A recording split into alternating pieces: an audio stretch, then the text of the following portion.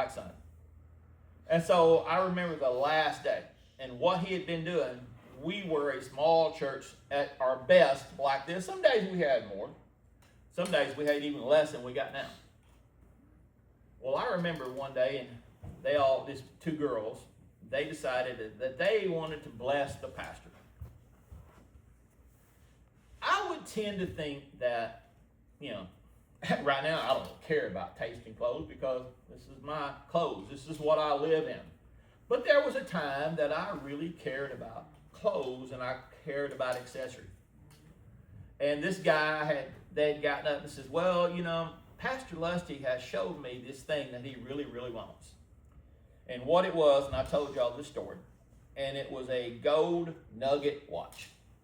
Y'all seen the gold nugget watches. Back at time, there was gold nuggets. Y'all remember them. They were the craze. People, a certain class people loved them. It's usually white trash that loved the gold nuggets. And he wanted a gold nugget watch.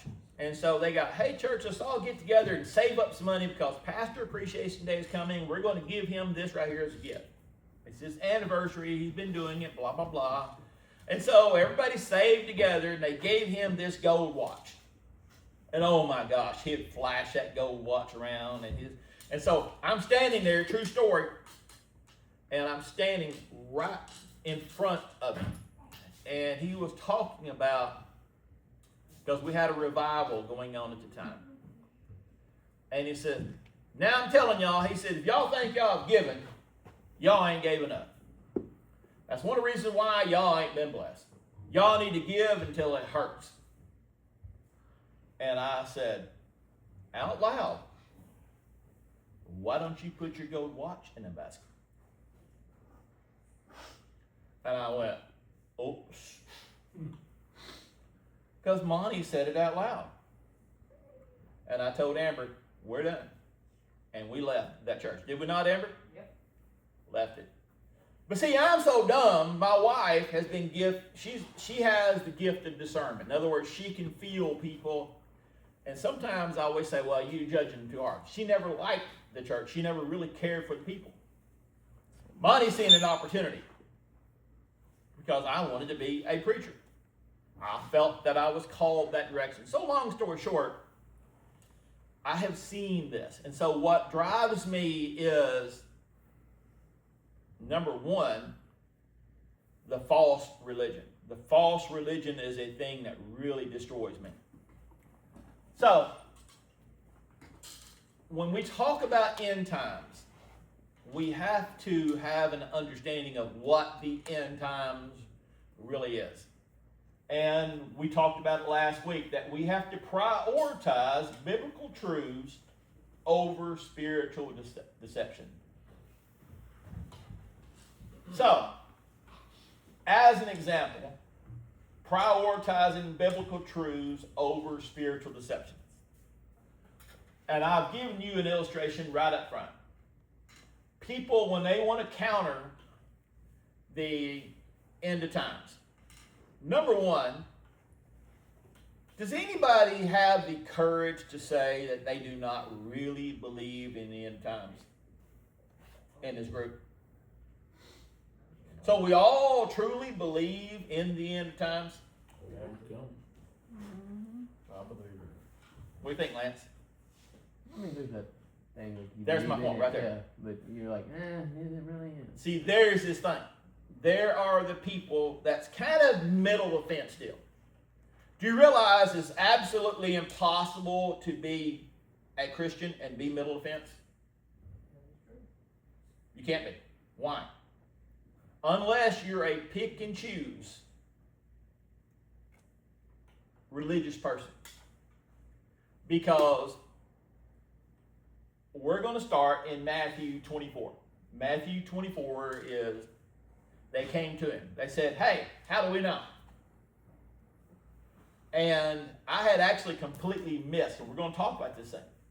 But one of the things they talked about is how they counter. I like myself personally. It's like David made a comment one time. He said, a guy came up to him and said, well, y'all don't even believe in his name. Well, yeah, that's not his name anyway. One of the things that people say to disprove the second coming is when Jesus told them in Matthew 24, verse 34, that this generation shall not pass before he comes. They say, what generation? They said, he said, well, this generation. He's talking to this people. He said, it will not come. Then, if we go to Matthew 24, verse 36, he says, the angels or the Son of Man. Matter of fact, somebody read chapter 24, verse 34. Tell me what it says. But out of that day and hour knoweth no man, no, not the angels of heaven, but my Father only. So you just read what, 36? Yeah. Mm-hmm. Go to 34. Verily I say unto you, this generation shall not pass till all these things be fulfilled. So he says one thing, then he comes back and says something else. And so this generation won't know, but nobody knows. But he also says here that it shall not pass. Where I'm saying this is that we as Christians have to be uncomfortable with uncomfortableness. Because honestly, we don't know. Yeah. The thing is that what generation is he? Now the point is, he says this generation. What generation is he talking about? There's the real disclaimer. Was he talking about this generation? See, myself, when I deal with end times, I look at my grandchildren. I do not believe that it will be strongly in my generation. I believe the unfolding will happen in that generation. I believe it will be stronger in David and y'all's generation. Why? Why do I believe that? Fear. And I'll tell you why I fear. When I went to Africa, I had a dream and I had a vision. And the dream and the vision was about my daughter and my wife being killed. And from that moment forward, I didn't want to go back to Africa. Because, Billy, I thought, if my wife and my daughter get killed in Africa on a mission trip, Emily, the best way I can protect them is what? Not go back. And so I separated myself, and because out of fear. And then all of a sudden, one day, I watched Tears in the Sun. And I watched the missionaries get tortured and killed. I hear these words. This is your family. This is what's going to happen to your family if you step back in that ring. I ain't stepping back in that ring. I'm done. Ever since I was a little child, more particularly late teenage years, early teen years, that area, I started having my dreams about being one of the witnesses.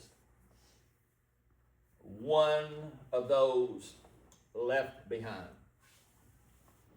And I didn't want to be left behind. Why? Because I didn't want to be killed during this. I didn't want my body to be laid out in the street for 3 days while people come by. I didn't want to die that way. I want to die fishing.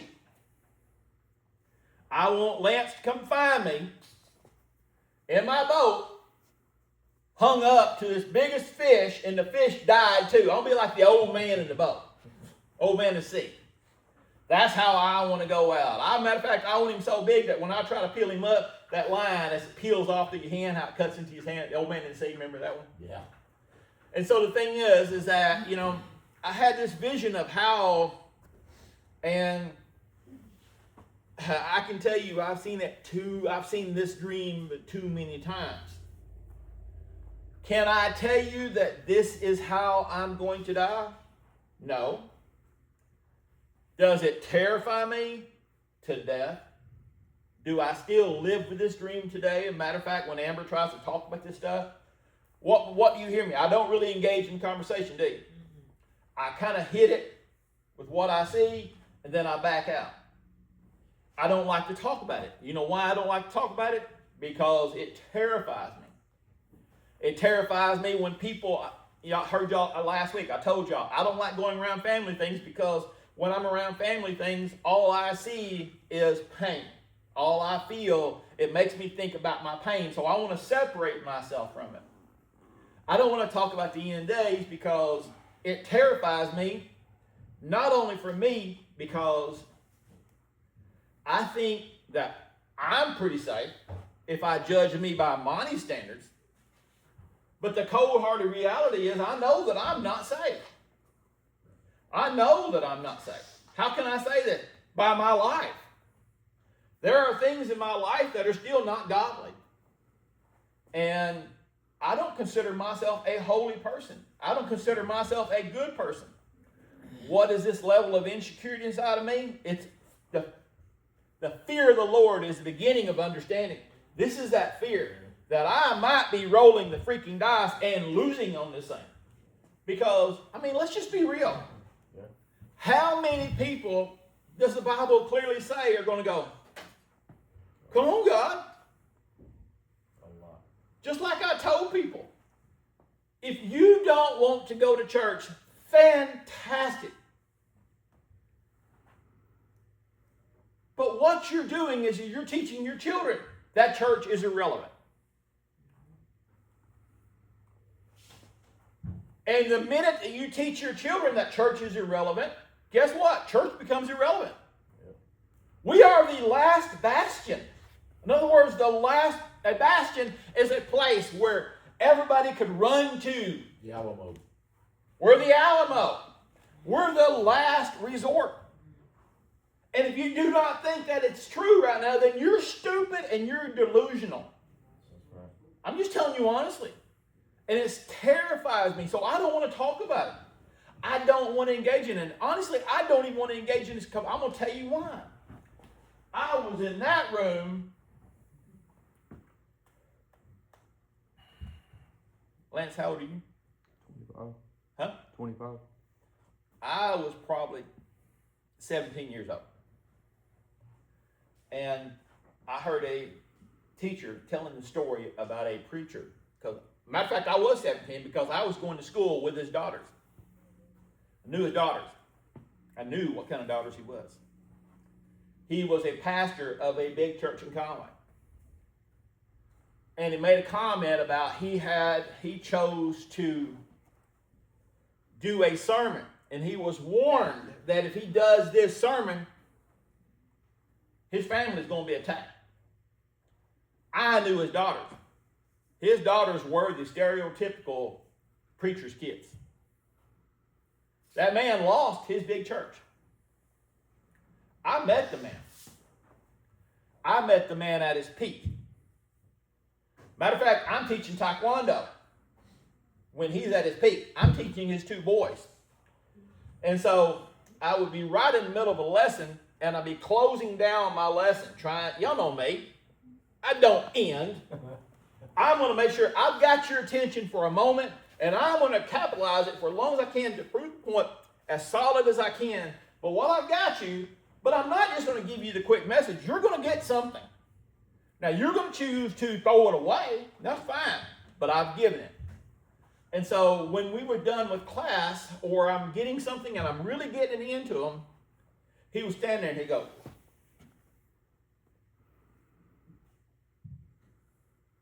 so finally he came to me and he says, I need to talk to you, Mr. Foreman. And I said, yes, sir. He said, we need to talk about how promptly you stopped your class. And I listened to him. I said, what do you do for a living? After he scolded me about running over and taking up people's time. Billy, I said, what do you do for a living? Well, I'm the pastor of blah, blah, blah church. I said, really? I said, do you ever run over? Well, yes, occasionally. It's when the Holy Spirit's moving, blah, blah, blah, blah, blah. And I said, but what about the wife who's got a roast on? If she got up and left during your thing that you thought was important, what would you say? Well, I wouldn't. I said, you wouldn't like it, would you? No, I wouldn't, because that's kind of disrespectful. I said, do they pay you? Rephrase this. I said, do the people pay you to go to church? Well, yes. We have tithes and all that. And I said, so do you pay for your sons to come here? Yes. Shall I cut short your class, or should I give you your money's worth? I said, when you go over in your sermon, I said, are you feel like you're giving them their money's worth? Yes, because they really need it. I said, so when I go over, but you want me to start cutting short? I said, how about if I just start cutting your sons 15 minutes short? Yeah. But you're still going to pay the same amount. You don't like that. He says different. See that arrogance, that entitlement. It's okay for them, not for anybody else. So we talk about these things. We talk about biblical truths over spiritual deception. If I polled you right now, which I did last week, it terrifies me how little you really think about the end times. I was very happy with Zeke this morning, and we was talking about different things, and he said, Monty, this is not Bible. No, it's not. But we think about it because they're called spiritual deceptions. Somebody read Matthew 24 and start.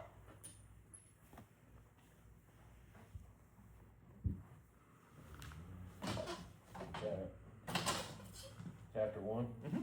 Matthew 24. Can be chapter 1. About verse 1. 24 verse 1, I mean. Ever. And Jesus went out and departed from the temple, and his disciples came to him to show him the buildings of the temple. And Jesus said unto them, See ye not all these things? Verily I say unto you, there shall not be left here one stone upon another that shall not be thrown down. And as he sat upon the Mount of Olives, and the disciples came unto him privately, saying, Tell us, when shall these things be? Okay, stop right there. So did you notice that Jesus was departing the temple? Prior to this, he was building his discourse, building the real lesson, David, of what's going on. He says, I tell you that all these things, this one, Jesus starts telling us all the things that's going to happen. Do you realize the most subtle message of the end times was the very first thing that he said? I didn't catch it till this morning. Never caught it, never thought about it. They were departing from the temple. And Jesus said, you see all these things? Remember, the Babylonians, when they came in and exiled them, what did they do to the temple? Even later on, they rebuilt it. But King Herod came in, and he was not a good person. He rebuilt the temple. Made it all big and pretty. And it's so funny. Do you know why King Herod did this? To favor the Jews. In other words, to suck up to the religious people. I'm going to let you build your church. I'm going to let you do all these things to also build up his legacy. Sure. The first thing that's going to happen within the end times is going to be the spiritual deception.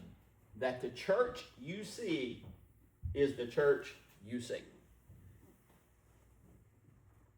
What do I mean by that? The Son of God showed them very first. He knew what they was getting ready to ask. He knew, he could tell, he's the Son of God. He knew these things were getting ready to come undone. And he said, if you want to know the first clue, when a kingdom builds up a church. But think about this thing. When the Romans were there, was Christianity legal? Christianity didn't even exist. After he was crucified, the whole point of Colosseum and all that was torturing the Christians, martyring them, killing them. They said the faster that they killed the Christians, the faster the church grew. The ruler at the time, Caesar said, well, he was the ruler. Y'all have to go and really find out who was the ruler during all, because who legalized Christianity? Constantine. The very one who held the Council of Nicaea. Am I incorrect in this thing? Go to it and read it. Find out who legalized it. And so the thing is that what he did was, he took Christianity from being a legal religion, being an illegal religion, and made it the official religion of the church. He recognized Christianity. He's the one who said, under the sign, we shall conquer. Conquer who? Conquer us. Under the sign of Constantine was the cross. When the Roman government was disbanded, what did the senators become? Bishops. Bishops. When the Roman government was disbanded. That's why it's called Roman Catholic.